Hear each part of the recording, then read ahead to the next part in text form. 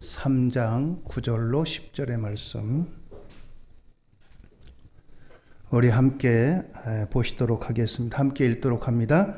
이제 가라. 이스라엘 자손의 부르짖음이 내게 달하고 애굽 사람이 그들을 괴롭히는 학대도 내가 보았으니 이제 내가 너를 바로에게 보내어 너에게 내 백성 이스라엘 자손을 애굽에서 인도하여 내게 하리라. 아멘. 할렐루야. 오늘도 하나님의 은혜와 축복이 함께 하시기를 바랍니다. 오늘 여러분들과 함께 금년에 통성경으로 1년 동안 공부한다고 말씀을 드렸습니다. 오늘은 네 번째로 출애굽과 제국, 그렇습니다. 출애굽은 성경적으로도 매우 중요한 주제입니다. 애굽이라고 하는 나라에 들어간 이스라엘 백성들이 어떻게 나오게 되었는가, 그리고 나왔다는 의미는 무엇인가, 이와 같은 것들이 우리에게 주어져 있습니다. 같이 한번 그림을 보실까요? 먼저 이 마당 나오는 그림. 첫 번째 마당은 우리가 하나님이 천지를 창조하시고 또 아브라함이라고 하는 한 인물을 부르셔서 그 인물을 통해서 하나님께서 큰 민족을 이루시겠다라고 하는 약속의 말씀이 있었습니다. 이제는 두 번째 마당으로 열방을 향한 꿈이 있는데, 이 열방을 향한 꿈에는 오늘 하나님이 이스라엘 민족을 큰 민족 되게 하시는 그와 같은 계기가 출애굽을 통해서 이루어지게 됩니다. 그리고 애굽과 관계된 제국의 역사를 말씀해 주게 됩니다. 오늘 저와 여러분들이 이러한 주제로 같이 말씀을 볼 것입니다. 먼저 출애굽과 제국. 출애굽과 제국은 출애굽기 1장부터 18장까지, 다음 그림을 넘겨주세요. 출애굽과 제국이라고 하는 이 큰 주제는 출애굽기 1장부터 18장까지의 말씀에 기록되어져 있습니다. 성경 범위가 좀 넓죠? 여러분들이 어떻게든지 1년 1독 성경을 창세기부터 요한계시록까지 할 수 있도록 여러분들이 보시면 참 우리 신앙생활 하는데 큰 도움이 되고 유익합니다. 여기에는 작은 이제 단락으로 자손에 대한 약속의 성취, 또 애굽 왕자 모세, 그리고 모세를 설득하시는 하나님, 9가지 재앙, 첫 번째 유월절, 그리고 출애굽과 홍해 기적, 백성의 불평, 또 모세의 지도력, 이와 같은 단락으로 나오게 될 것입니다. 자, 그 다음 봅시다. 자, 그럼 오늘 출애굽과 제국에 나오는 공간, 어느 지역이냐? 그 공간은 애굽. 여러분들이 애굽 그러면은 지금의 이집트를 말합니다. 이집트. 가끔가다 뉴스에 나오죠? 이집트라고 하는. 그리고 호렙산, 그리고 고센, 홍해바다, 신광야, 르비딤, 이런 공간이 오늘 성경의 배경이 되는 공간들입니다. 또 주요 인물로는 모세, 모세의 형 아론, 애굽의 왕 바로, 그리고 이스라엘 백성, 이렇게 공간, 인물, 이와 같은 것들이 나오게 됩니다. 자, 그 다음 그림을 넘겨주세요. 여기에 보면 제국, 애굽과 출애굽과 제국 그랬잖아요. 제국이 뭐냐? 제국은 제국주의라고 하는 말과 같이 나옵니다. 제국주의는 뭐냐? 한 나라의 정치, 경제적인 지배권과 헤게모니를 다른 나라, 지역, 식민지 등으로 확대시키려는 정책, 또는 그러한 것을 목적으로 하는 사상을 가리킨다. 쉽게 말해서 여러분들 일제 36년 동안에 일본이 우리나라에게 일본의 것들을 강요했잖아요. 그래서 우리나라 임금이 그때 있었는데도 우리나라 임금이 아닌 일본 황제한테 절하라고 하고, 또 일본식으로 다 이름도 바꾸고 일본식의 정치, 경제 이런 것들을 우리나라에다 강요한 것이 바로 제국주의입니다. 제국주의는 그래서 자기네 나라의 것들을, 약한 나라를 점령해가지고 그 나라에게 자기의 것들을 강요하는 거예요. 사상, 정치, 경제, 심지어는 신앙까지도. 그것이 바로 제국주의의 본질인 것입니다. 자, 그 다음 그림을 볼까요? 먼저 자손에 대한 약속의 성취. 자, 여기 보면은 창세기 15장 5절로 6절의 말씀인데 같이 보실까요? 그를 이끌고 밖으로 나가 이르시되 하늘을 우러러. 여기 무뼈를 셀 수 있나 보라. 요거는 성경에 없는 말씀이지만 무뼈를 셀 수 있나 보라. 또 그에게 이르시되 내 자손이 이와 같으리라. 아브라함이 여호와를 믿으니 여호와께서 이를 그의 의로 여기시고. 창세기 15장 5절로 6절에 하나님이 아브라함을 부르셔서 아브라함을 장막 밖으로 데리고 나가셨어요. 그러면서 아브라함아, 너 하늘을 봐라. 하늘을 봤더니 별이 얼마나 많은지 몰라요. 우리가 사는 세상은 공해가 많아가지고 하늘을 쳐다봐도 밤에 별이 보이지 않습니다.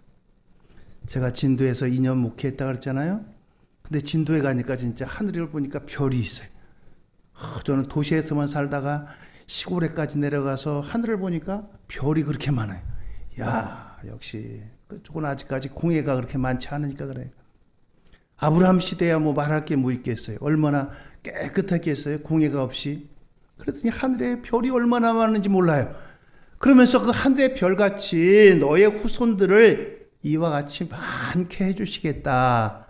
하나님이 아브라함에게 약속하셨습니다.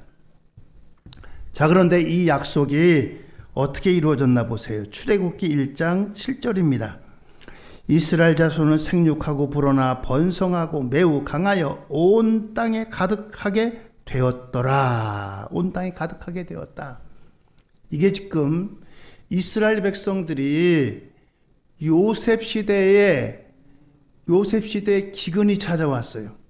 기근이 찾아와가지고 아브라함의 아들의 아들 야곱과 그 아들들이 살고 있던 가나안 땅의 기근 때문에 살 수가 없어가지고 애굽으로 내려갑니다.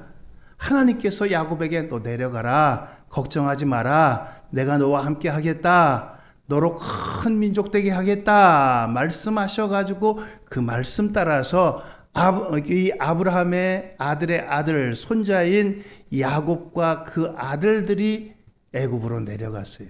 그때 내려간 인원이 몇 명이냐면 70명이었어요. 70명이 내려갔는데 약 400년이 지난 후에 그 이스라엘 백성들이 얼마나 많은지 이스라엘 자손은 생육하고 불어나 번성하고 매우 강하여 온 땅에 가득하게 되었더라 라고 말씀합니다. 하나님의 약속의 말씀이 성취된 거예요. 이 기간이 얼마냐? 500년 만에 이루어졌습니다. 500년 만에. 여러분들, 하나님의 말씀은 반드시 이루어집니다. 하나님 말씀은 반드시 이루어져요. 하나님께서 아브라함에게 약속하신 그 말씀이 500년 만에 이와 같이 큰 민족이 됐어요. 나중에 이 숫자를 세보니까 장정만 20세부터 60세까지 50세까지 장정만 60만 명이 됐어요. 장정만, 그러니까 거기에 어린아이, 여자, 또 노인, 이 숫자는 빠진 거예요. 그래서 장정 한 명당 적어도 4-5명 더 있다고 생각하면 어떻게 되겠어요? 200만 내지 300만 명이나 되는 어마어마한 민족이 된 거예요. 여러분들, 하나님의 약속은 결코 이루어지지 않는 법이 없습니다. 우리는 좀 아이고 오래 걸려가지고 하나님 약속이 이루어지나? 하나님 말씀대로 되나? 이렇게 생각하지만 하나님은 분명히 하나님의 때에 약속을 이루십니다. 할렐루야. 우리가 하나님의 약속은 지금 어디서 받아요? 하나님께서 아브라함에게 직접 말씀하셨지만 이제는 하나님의 약속은 성경 말씀을 통해서 우리가 얻게 되는 거예요. 하나님의 약속의 말씀을 통해서 우리에게 하신 말씀은 반드시 이루어진다는 사실입니다. 아브라함이 하나님께서 아브라함아 내가 너에게 아들 주겠다 약속하셨는데 몇 년 만에 그 약속의 아들을 얻었냐면 25년 만에 얻었어요. 25년 만에. 75세 하나님이 말씀하셨는데 100세의 아들 이삭을 낳았어요. 그러니까 여러분들 우리가 적어도 기도하고 약속의 말씀을 기다리려면 이 정도는 기다려야 돼요. 우리는 기다리지도 못하고 아이고 하나님이 약속하셨는데 하나도 이루어진 게 없어. 하나님 거짓말 하시나 봐. 하나님은 거짓말을 못 하시는 분이에요. 아브라함에게 약속하신 말씀이 500년 만에 이루어졌잖아요. 아브라함에게 하나님께서 아들을 주신다고 했는데 25년 만에 하나님이 아들을 주셨어요. 그렇습니다. 하나님은 약속에 대해서 신실하게 그것을 성취하시는 분이. 사람은 약속을 어기기도 하잖아요. 돈 필요해서 돈 빌리러 갈 때 야, 돈 이거 내가 금방 갚을게. 금방이 10년이 되고 20년이 되고 함흥차사가 되고 떼어먹고 친구 사이가 갈라지고 뭐 원수가 되고 그러잖아요. 그러나 하나님은 약속에 변함이 없으신 분이 자손에 대한 약속이 성취됩니다. 또 볼까요? 그래서 아브라함과의 약속의 성취. 자, 이와 같은 것을 보면서 애굽 땅에 있는 이 이스라엘 민족, 히브리 민족이 많아집니다. 많아지는 것을 보면서 애굽 나라에 긴장감이 돌아요. 애굽은 당시 어떤 일을 했냐면 이 제국주의 정책을 폈어요. 그래서 끊임없이 주변 나라들을 침략합니다. 야, 약한 나라가 어디냐? 아, 여기가 약해? 그럼 군대를 몰고 와서 침략을 합니다. 걸 걸 다 뺏어와요. 거기 사람들에게 애굽의 여러 가지 것들을 강요합니다. 우리를 따라와. 우리 말을 해. 우리가 믿는 신을 섬겨. 뭐 이런 것들을 강요하고 그렇습니다. 이게 애굽이라고 하는 나라가 취하는 정책이에요. 그러다 보니까 늘 전쟁이 많습니다. 또 다른 나라에 출정도 많이 하고. 그러다 보니까 자기 나라 안에 이 자기 나라 백성이 아닌 히브리 백성들이 살고 있는데 인구가 점점 많아지고 그러니까 두려운 거예요. 야, 우리들이 전쟁에 나갔을 때 저놈들이 반역해가지고 우리를 이렇게 덮치는 거 아니야? 그런 생각이 들었습니다. 그래서 그들은 어떤 정책을 폈냐 하면은 이제 인구 이제 말소 정책을 펴니다. 그 다음 걸 보세요. 첫째가 영아 살해 명령. 어린애들을 죽이라는 거예요. 지금 있는 사람들은 노예로 부려먹고 이제 어린아이가 태어나면 특별히 남자 아이들은 죽여버리라는 거예요. 그러면은 남자들이 태어나자마자 죽게 되면 점차로 인구가 어떻게 되겠어요? 줄어들 거 아니겠어요? 여자들은 있어도 여자들이 뭐 칼 들고 총 들고 뭐 지금 총은 없지만 칼 들고 창 들고 애국과 싸우겠어요? 싸우는 거 못 하잖아요. 그러니까 이 영아 살해 명령을 내립니다. 인구를 줄이려고. 자, 그리고 이제 성인들은 강제 노역을 시킵니다. 남자고 여자고 노역을 해가지고 다른 생각을 못하게 해요. 야, 우리가 여기서 어떻게든지 이거 우리가 종이 아닌데. 이 애굽에 있는 이스라엘 사람들은 어떻게 해서 왔느냐? 여러분들 지난번에 배웠지만 애굽에 가 있던 야곱의 아들 요셉이 애굽의 총리가 됐잖아요. 애굽의 총리가 돼가지고 애굽 땅에 큰 이익을 줬습니다. 7년 풍년에 이제 곡물을 저장했다가 7년 흉년에 팔아가지고 애굽이 크게 강대하게 됐어요. 부자 나라가 됐어요. 그래서 이제 애굽의 왕도 이 요셉의 가족들이 오는 것을 환영했고 기뻐하고 받아줬습니다. 그렇게 해서 애굽으로 온 거예요. 결코 처음부터 종으로 온 게 아닙니다. 그런데 그 후손들이 많아지면서 왕조가 바뀌면서 요셉을 알지 못하는 왕들이 나타나가지고, 야, 니들 여기 왜 왔어? 니들은 우리 종살이나 해. 그래가지고 종으로 부려먹는 겁니다. 자, 종으로 부려먹어가지고 그들에게 다른 생각을 갖지 못하도록 이와 같이 벽돌을 굽게 하고 힘들게 하고, 그러한 정책을 바로 애굽이라고 하는 나라가 이스라엘에게 정책을 폈던 겁니다. 자, 그래서 영아 살해 명령과 강제 노역이 애굽이 이제 이스라엘 백성들에게 했던 정책입니다. 자, 여러분들이 좀 다시 우리 삶을 좀 올려가지고 학교 다닐 때 여러분들 세계 4대 문명이라고 있었잖아요. 세계 4대 문명. 이집트, 메소포타미아, 인더스, 황하 문명.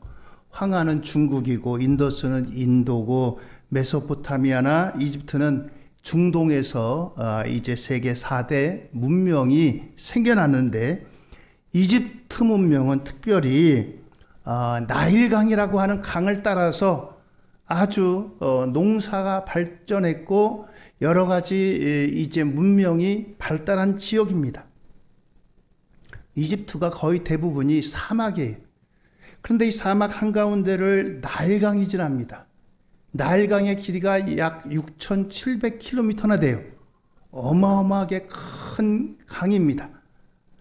그 강 넓이만도 어마어마해요.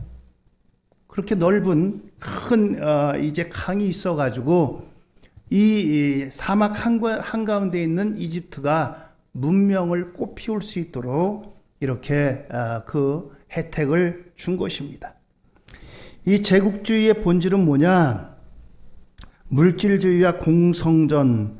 공성전은 성을 빼앗는 겁니다. 옛날엔 다 성을 만들었어요. 근데 이 성을 함락시켜야지 적을 이제 점령할 수가 있는 겁니다. 그리고 노예제도를 운영했어요. 노예제도를 통해서 이 노예에게 일을 시키고 자기 나라 백성들은 뭐 군인이라든가 이런 일에 종사하고 노예들에게 일을 맡겼어요. 이것이 제국주의의 본질인 것입니다. 자, 이렇게 이집트 문명이 크게 발전한 것 가운데 하나는 바로 이와 같이 애굽에 있는 이스라엘 백성들을 노예 삼아가지고 노예로다 임금도 안 주고 일을 부려먹었기 때문에 이렇게 제국을 운영할 수가 있었던 겁니다. 자, 그런데 이 가운데 애굽의 왕자 모세가 태어납니다. 모세가 태어나는 여러분들 그 근거를 잘 알고 계시죠? 그는 이제 애굽의 이제 산의 아이로 태어났어요. 산의 아이로 태어났는데 이제 어렸을 때는 숨을 죽이고 몰래 키웠지만 애가 크니까 더 이상 키울 수가 없습니다. 키울 수가 없어가지고 갈대 상자에 넣어서 나일강에다 띄우잖아요. 나일강에 띄우는데 이 아기를 마치 지나가던 바로의 딸, 애굽 왕의 딸이 발견을 합니다. 근데 이 애굽 왕의 딸이 이 아기를 양자 삼습니다. 그래가지고 양육을 하게 돼요. 그래서 이 아기 모세는 왕자 교육을 받습니다. 왕자 교육이라는 것은 장차 왕이 될 그와 같은 교육을 받는 거예요. 우리나라도 옛날 임금님의 아들들은 특별히 교육을 받았잖아요. 그것처럼 왕의 아들의 교육을 받습니다. 그 기간이 40년이에요. 40년. 40년 동안 교육을 받는데 이 교육만 받는 게 아니라 유모가 필요한데 유모로다 마침 이 모세를 낳은 그 어머니가 직접적으로 이제 유모가 아닌 유모로다가 키우게 됐습니다. 유모가 키우면서 그 모세에게 어려서부터 너는 히브리 백성이야. 너는 이스라엘 백성이야. 하나님 백성이야. 하나님의 자녀야. 하나님 자녀는 이렇게 살아야 돼. 이것을 끊임없이 어려서부터 듣고 자랍니다. 한쪽 귀로는 애굽의 교육을 받고 한쪽 귀로는 이와 같이 어머니를 통해서 자기가 이스라엘 백성이라고 하는 사실을 받습니다. 그래서 이 이스라엘이라는 이 교육을 받으면서 어느 날 이 모세가 이제 나갔다가 애굽의 관리가 이스라엘 백성들을 괴롭히는 걸 봤어요. 그걸 보고 분함이 있어가지고 이 분을 못 참아가지고 너 우리 백성을 이렇게 못살게 굴어? 그를 때려 죽였습니다. 그리고 모래 속에 감추어뒀어요. 근데 이스라엘 백성들이 그걸 보고서 자기 백성들을 위해서 그런 일을 했잖아요. 그런데 그거를 오해하고 그래가지고 너가 어제는 이제 그 애굽 관리를 죽이더니 우리들을 죽이려고 하느냐? 우리들을 네가 지배하려고 하느냐? 이렇게 대드는 거예요. 그래서 결국 이 모세가 도망가게 됩니다. 어디로 도망가요? 광야로 도망갑니다. 광야로 도망가가지고 여기서 40년 동안 양치기를 해요. 양치기를 합니다. 지금까지 40년은 자라나서 애굽의 교육을 받고 어머니 요게벳으로부터 민족 교육을 받고 그렇게 컸는데 40년 동안을 광야에서 양치는 목자가 됩니다. 그래서 이 목자로서 40년 동안을 일하고 어느 날 하나님께서 그 모세를 부르십니다. 그래서 모세를 설득하신 하나님, 떨기나무 가운데서 하나님이 모세에게 모세야 너 이제 가라. 내가 내 입과 함께해서 이제 너를 애굽에 보낸다. 애굽 왕 바로를 만나라. 바로를 만나가지고 이 백성을 이끌고 가나안 땅으로 가라. 이 사명을 모세에게 주십니다. 그랬더니 모세가 뭐라 그래요? 나는 입이 둔해서 잘 말을 못하는 사람입니다. 아이고 말을 좀 잘하는 사람을 고르셔야죠. 저는 입이 뻣뻣하고 혀가 둔해서 말을 못합니다. 그랬더니 하나님께서 너와 함께 할 아론을 보내겠다. 아론은 모세의 형이에요. 모세의 형을 보내겠다. 그래서 이 아론으로 하여금 말을 하겠다. 그러니까 너는 염려하지 말고 가라. 오늘 이와 같이 하나님이 모세를 설득하십니다. 너 가. 너 혼자 가는 거 아니야. 너 말을 못한다고? 너 할 말을 잘하는 네 형 아론을 붙여줄게. 아론이 너 대신 말할 거야. 너는 그냥 가기만 해. 하나님께서 이와 같이 모세를 설득하십니다. 자, 그래가지고 이 모세가 애굽의 왕 바로 앞에 나갑니다. 애굽의 왕 바로가 이 모세를 만나주는 것은 모세가 과거에 애굽의 왕자였기 때문에 만나주는 거예요. 여러분들 우리나라 대통령이 아무나 만나주겠어요? 만나려면 적어도 신원조회도 거쳐야 되고 만날 만한 사람인지 해가 될 사람인지 이걸 다 조사해가지고 만날 만한 사람이 만나지 아무나 만나는 게 아닙니다. 애굽 왕 바로를 만나는 것도 아무나 안 만나요. 왜 이 애굽 왕 바로가 모세를 만나느냐? 모세가 과거에 왕자였기 때문에 만나준 거예요. 이 모세가 애굽 왕 바로에게 가서 재앙을 내립니다. 이 백성을 내달라 그러니까 안 줘요. 야, 내가 이 백성을 줘? 이 백성을 왜 주겠냐? 지금 이 노예 부려먹고 얼마나 좋은데 돈 한 푼 안 주고 여러분들 부려먹는데 내주겠어요? 안 내줍니다. 그래서 그때마다 재앙이 내리는 거예요. 9가지 재앙이 내립니다. 첫 번째는 피재앙. 피는 나일강이 피로 변합니다. 나일강이 피로 변해. 여러분들 한강물이 피로 변한다고 생각해 보세요. 어떻게 되겠어요? 끔찍해서 그거 먹을 수가 있겠어요? 먹을 수가 없습니다.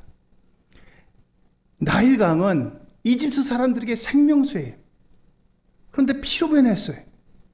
그러니까 애굽 왕 바로가 나일강 곁에 파가지고 물을 파내서 그 물을 먹고서 이걸 이제 저항합니다. 두 번째는 개구리 재앙이 내렸어요. 개구리가 있다는 것은 땅이 좋다는 거예요. 개구리가 있다는 것은 땅이 잘 되고 농사가 잘 된다는 거예요. 그런데 개구리가 얼마나 많은지 개굴 논에만 있어야 되는데 거리에도 있고 심지어 애굽 왕 바로의 궁정에도 있고 곳곳마다 개구리가 개굴 난리도 아닙니다. 개구리는 애굽 사람들이 섬기는 신 가운데 하나예요. 타산의 상징입니다. 개구리 재앙이 내려요. 그때 애굽 왕 바로가 아이고 내가 잘못해서 보내줄게. 그래서 딱 없애버렸습니다. 그런데 또 마음이 바뀌어요. 내가 언제 보내? 너희들 안 보내? 말을 바꿉니다. 그래서 9가지 재앙이 차례로 내려요. 피 재앙이 내리고 개구리 재앙이 내리고 이 재앙이 내리고 온 땅의 티끌이 다 이가 됩니다. 그리고 파리 재앙이 내리고 가축들이 죽습니다. 소, 양 이런 것들이 죽어요. 돼지가 죽고 이런 가축들이 죽습니다. 그리고 온몸에 악성 종기가 나요. 또 우박이 내리고 메뚜기가 와가지고 추수할 때 곡식을 다 갉아먹어요. 그런데 이러한 재앙이 내리는데 애굽 사람 가운데 특별히 고센 땅에는 이 재앙이 내리지 않았어요. 고센 땅은 누가 있냐? 이스라엘 백성들이 있는 땅이. 그 땅에는 이러한 재앙이 넘어갔습니다. 그리고 9번째 재앙은 흑암의 재앙이에요. 흑암은 뭐냐? 한낮에 태양이 어두워지는 겁니다. 태양은 이집트 애굽 사람들이 섬기는 신 가운데 최고의 신이 그게 바로 태양입니다. 바로는 태양의 아들이라는 뜻이에요. 이 태양이 어두워졌어요. 신이 없는 거죠. 그러니까. 그래 애굽의 신이 힘을 못 쓰는 거예요. 자, 이렇게 9가지 재앙이 내렸는데 이 재앙이 내릴 때마다 애굽 왕 바로가 그래 너희들 보내줄게 약속하고는 재앙이 물러가면은 내가 언제 그랬어? 너희들 안 보내줘. 너희들 가고 싶어? 그러면 너희 어른들만 가. 애들은 놔두고. 이런 식으로 계속해서 이제 백성들을 보내기를 거절합니다. 최종 협상이 결렬됐어요. 최종 협상이 결렬됩니다. 그러면서 출애굽기 10장 28절에 바로가 모세에게 이렇게 말합니다. 바로가 모세에게 이르되 너는 나를 떠나가고 스스로 삼가 다시 내 얼굴을 보지 말라. 내가 내 얼굴을 보는 날에는 죽으리라. 9번째 재앙이 끝나고 나서 너 다시는 내 앞에 오지 마. 내 앞에 오면 너 죽일 거야. 지금까지는 애굽의 왕자기 때문에 너를 존중해주고 내가 협상했지만 이제 또 다시 찾아오면 너는 죽일 거다. 최후 결렬을 내립니다. 자, 그래서 하나님께서는 9가지 재앙이 끝나고 10번째 재앙으로 장자 죽음의 재앙을 내리십니다. 장자 죽음의 재앙은 뭐냐? 애굽 땅의 모든 장자는 죽음을 당합니다. 애굽 땅의 장자, 각 가정에 맞이 있잖아요, 맞이. 그리고 가축 가운데 제일 첫 번째 것도 죽임을 당하고.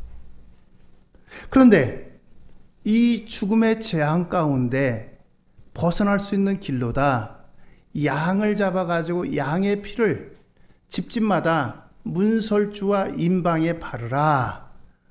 그것을 바르면 그 피를 보고 죽음의 재앙이 넘어간다라고 말씀하셨어요.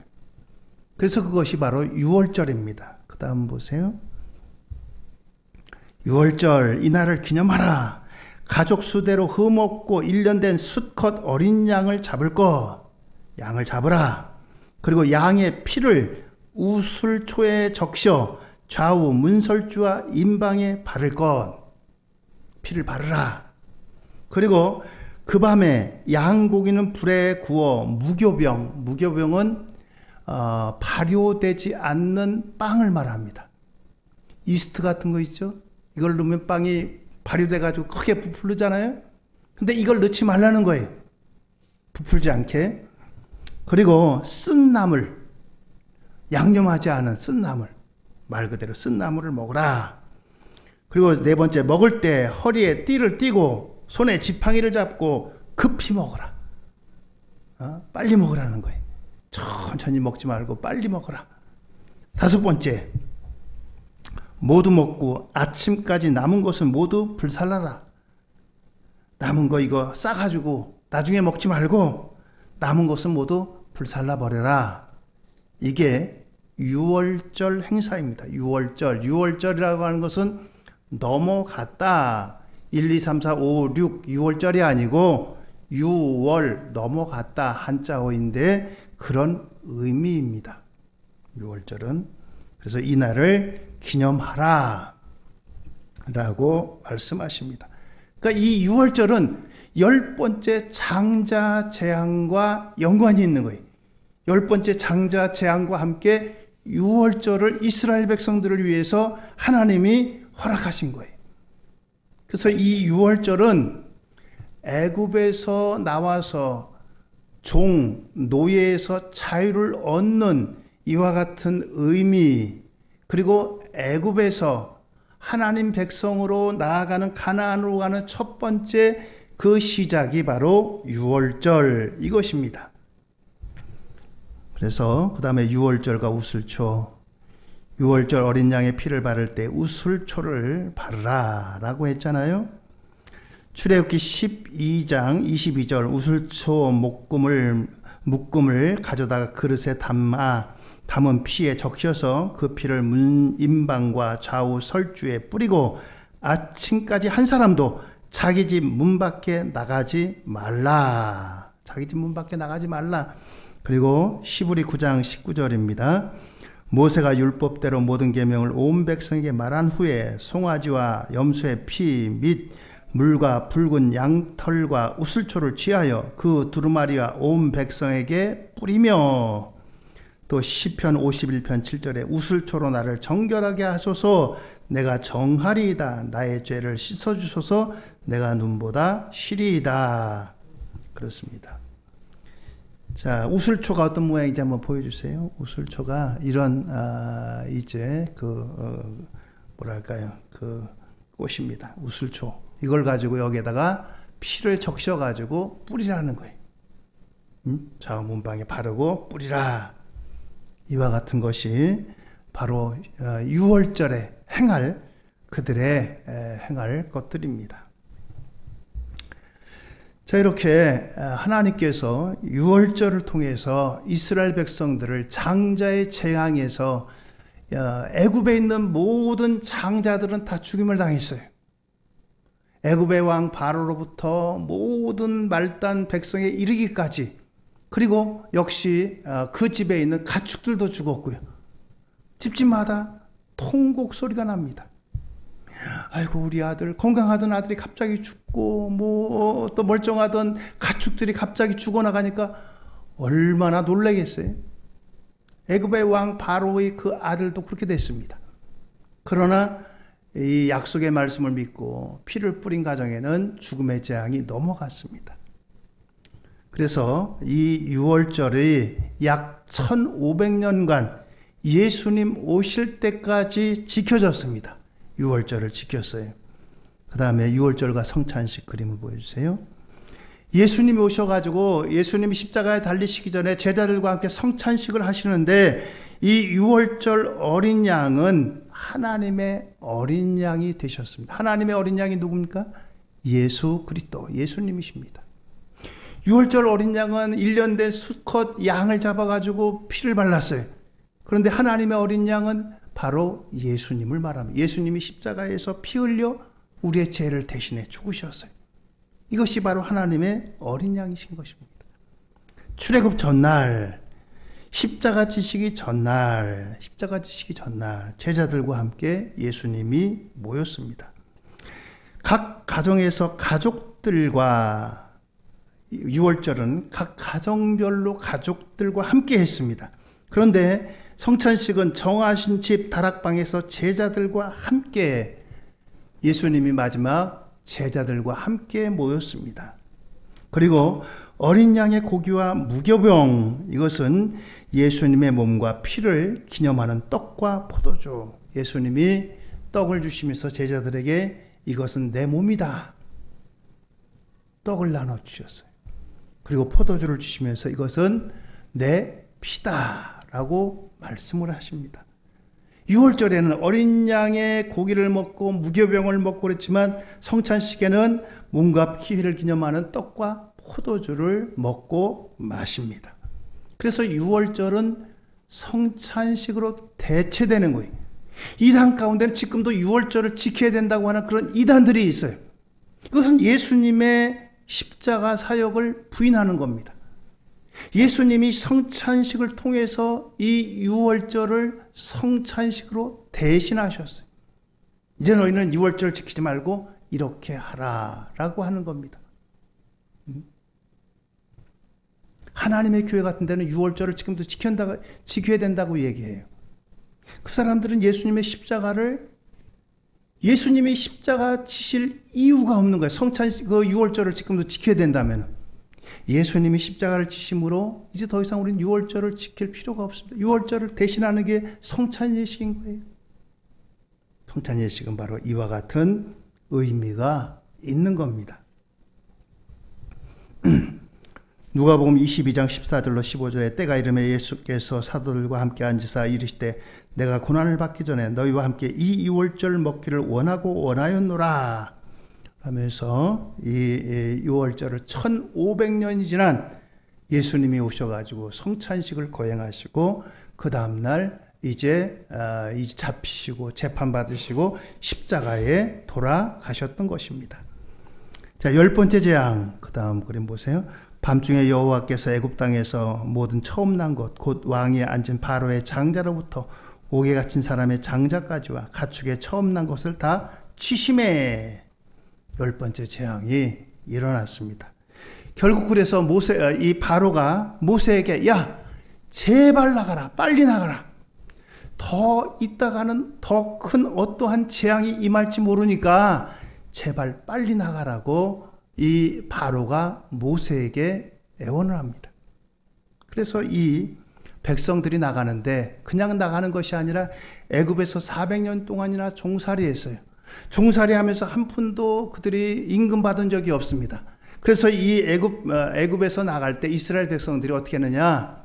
각종 금은부화를 이 애굽 사람들로부터 걷어가지고 빼앗아가지고 이것을 가지고 나갑니다. 양, 소 이런 것들을 가지고 나가고 그들도 야 빨리 나가, 이거 줄게 나가. 그래서 그들이 각종 금은 보석을 갖고 나갑니다. 나가는데 여러분들 잘 알듯이 뒤에서 얼마 사흘이 지나니까 애굽의 왕 바로가 야 안 되겠다, 쟤네들 다시 잡아와야 되겠다. 군대를 동원해가 추격해 가잖아요. 추격해 갈 때 애굽 앞에 이 이스라엘 백성들 앞에 뭐가 있어요? 홍해라고 하는 큰 바다가 있잖아요. 육지는 아무리 힘들어도 갈 수 있지만 바다는 어떻게 가겠어요? 배가 있는 것도 아니고 다리가 있는 것도 아니고. 하나님 앞에 기도했더니 하나님께서 그 바닷물이 갈라지게 하셔서 이스라엘 백성들이 그 바다를 육지같이 건너갑니다. 애굽의 군대가 추격해 오는데 앞에 바닷물이 열려져 있어요. 그래서 야 뒤따라가자, 우리도 쫓아가자. 이스라엘 백성들이 다 나가고 나서 모세가 기도했더니 바닷물이 잠겨져 가지고 애굽의 군대가 다 수장되잖아요. 홍해의 기적입니다. 하나님이 역사하셔요. 자, 그래서 그들이 도착한 곳이 신광야 르비딤입니다. 그때 인구를 세어봤더니 장정만 60만 명이라고 했어요. 200 내지 300만 명 됩니다. 그런데 처음에는 가져올 때 그들이 가져온 것이 있어가지고 먹을 것이 있었고 마실 물이 있었지만 마실 것도 없고 먹을 것도 다 떨어집니다. 그들이 원망해요. 우리를 여기 어떻게 데리고 가느냐? 여기서 먹을 게 없는데 마실 물이 없는데 어떻게 하라고 우리를 여기로 데리고 가느냐? 우리를 여기서 다 굶겨 죽으려고 하느냐? 하나님이 기도했더니 하나님께서 만나를 내려주셔요. 매일 아침마다 만나라고 하는 아주 양식을 내려주십니다. 그리고 마실 물이 없다고 할 때 하나님께서 모세로 하여금 바위를 쳐서 바위에서 물이 나오게 하셔가지고 그 물을 마시게 하십니다. 하나님께서 이와 같이 백성들은 불평합니다. 광야에 왜 우리를 데리고 왔느냐? 사실 이스라엘 백성들이 하나님 앞에 하나님 우리를 여기서 구원해 주세요. 종살이 힘듭니다. 정말 고달파요. 하나님 여기서 구원해 주세요. 하나님 앞에 그랬거든요. 그래서 하나님께서 모세를 보내셔가지고 그들을 구원했더니 마실 게 없다고 먹을 게 없다고 불평 원망하는 거예요. 모세가 기도해서 그들에게 마실 것 먹을 것을 하나님께서 공급해 주십니다. 여러분들 하나님께서 인도하신 데에는 하나님의 뜻이 있지 그냥 마실 거 먹을 거 없이 굶고 죽으라고 거기까지 나오라고 했겠어요? 하나님께서 이와 같이 그들에게 마실 거 먹을 것들을 공급해 주십니다. 광야 40년 동안이나. 그래서 나중에 이 만나가 언제 그치느냐? 가나안 땅에 도착해가지고 거기서 농사 짓고 1년 돼가지고 수확을 거둘 때까지 만나가 내렸어요. 그때부터는 너희들이 농사 지어서 먹고 마시라 라고 하는 겁니다. 그때까지는 그들이 농사를 짓지 못했기 때문에 그때까지 하나님께서 만나를 매일 아침마다 내려주시는 거예요. 공급하시는 하나님, 불평하는 백성. 오늘도 여러분들, 저와 여러분들 사는 세상이 때로는 광야 같다고 하잖아요. 힘들잖아요. 그러나 그 가운데도 하나님의 신실하심을 믿고 하나님 앞에 기도하는 백성이 되어야 됩니다. 원망 불평은 결코 문제가 해결되지 않아요. 원망 불평하다가 그들은 다 애굽에서 나왔지만 가나안 땅에 한 사람도 못 들어갔어요. 오직 여호수아와 갈렙만이 가나안 땅에 들어갔습니다. 그럼 가나안 땅에 들어간 사람들은 누구냐? 2세들이 애굽에서 나와가지고 난 사람들, 광야에서 난 사람들, 그 사람들이 애굽 땅에 들어가는 두 사람, 오직 여호수아와 갈렙만이 애굽에서 나올 때부터 가나안까지 들어간 사람이에요. 심지어 모세까지도 못 들어가게 됩니다. 오늘처럼 하나님은 이 백성들을 이렇게 인도하십니다. 오늘도 공급하시는 하나님을 믿고 전능하신 하나님을 의지하고 광야 같은 세상에서 힘들고 어려워도 하나님을 바라보고 의지하고 믿음으로 기도해서 하나님 앞에 승리하는 우리 모두가 되기를 예수님 이름으로 축원드립니다. 할렐루야. 광야 같은 세상 여러분들 하나님이 함께 하시니까 너무 낙심하지 마세요. 하나님 광야 같은 세상이지만 하나님 오늘도 만나러 또 광야의 샘으로 우리를 인도하신 하나님 의지합니다. 하나님 도와주세요. 하나님을 바라봅니다. 이것이 저와 여러분들이 광야 같은 세상을 살아가는 우리들이 할 일입니다. 기도하시겠습니다.